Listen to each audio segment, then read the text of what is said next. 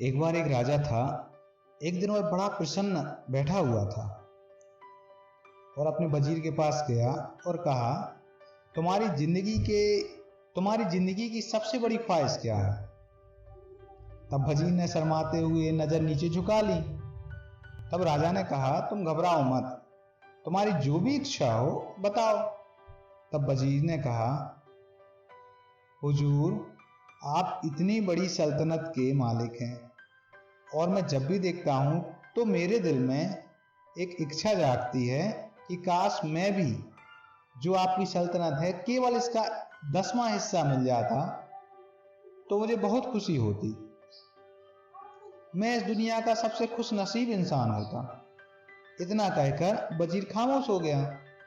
राजा ने कहा, यदि मैं तुम्हें अपनी आधी जायदाद दे दूं तब क्या होगा? वजीर घबरा गया और नजरें ऊपर करके राजा से कहा कि हुजूर, यह तो मुमकिन नहीं है। यह मुमकिन कैसे हो सकता है?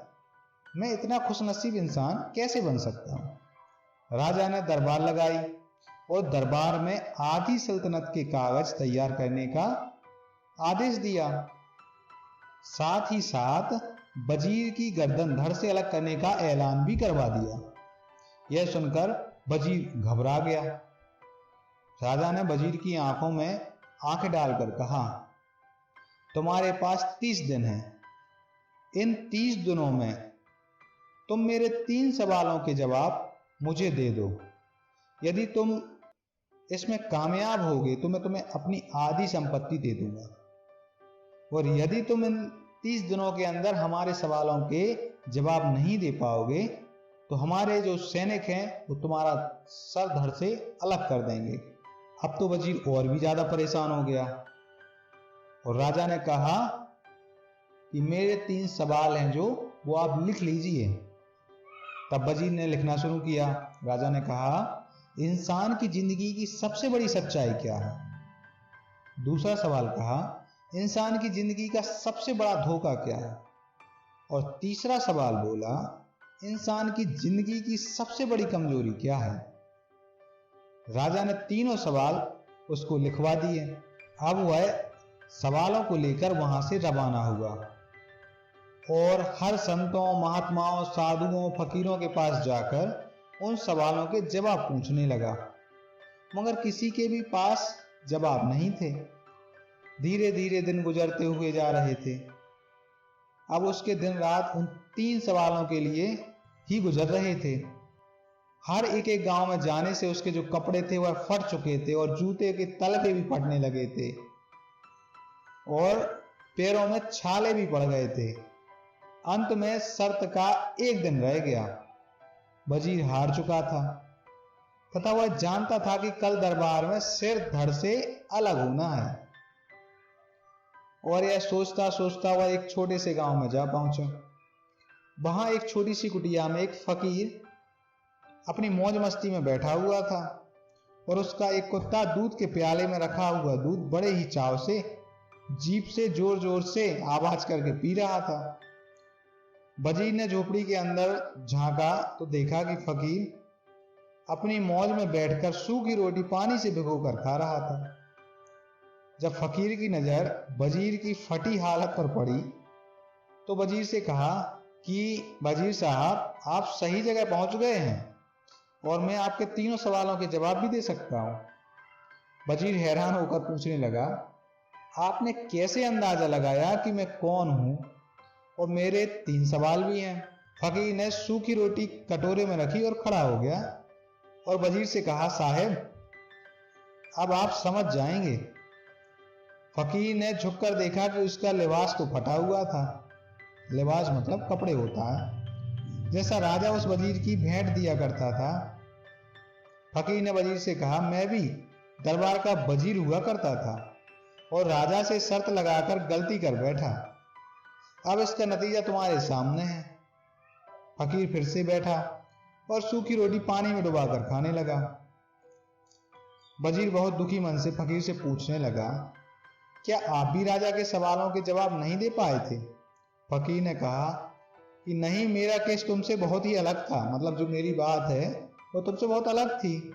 मैंने राजा के सवालों के जवाब भी दिए और आधी सल्तनत के कागज को वहीं फाड़कर इस कुटिया में मेरे कुत्ते के साथ रहने लगा।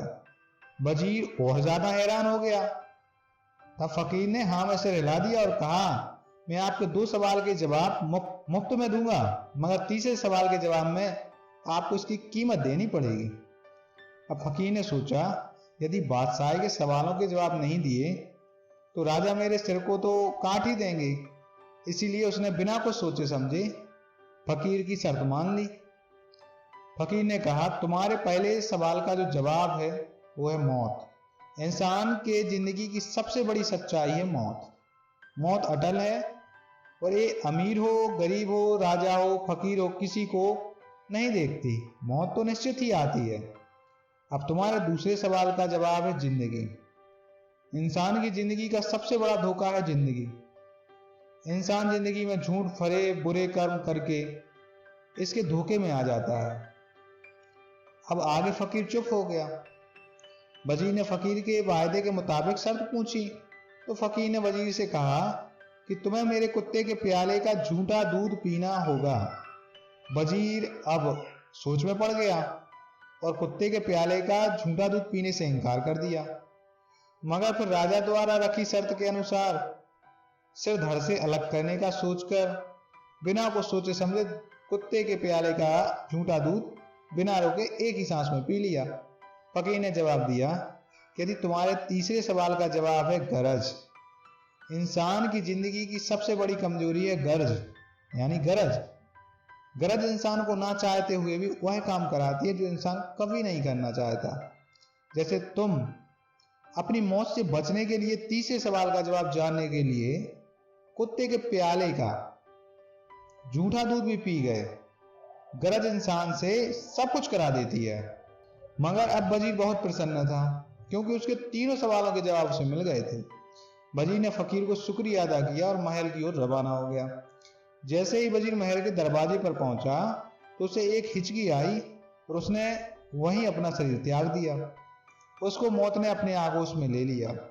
अब हम भी विचार करें कि क्या कहीं हम भी तो जिंदगी की सच्चाई को भूले तो नहीं बैठे हैं। जी हाँ, जिंदगी की सच्चाई है मौत। ये मौत ना छोटा देखती है, ना बड़ा देखती है, ना सेठ साहूकार देखती है। ये तो ना जाने कब किसको अपने आगोश में ले ले, कहा नहीं जा सकता, क्योंकि यह अटल सत्य है और ये हर किसी को आनी है।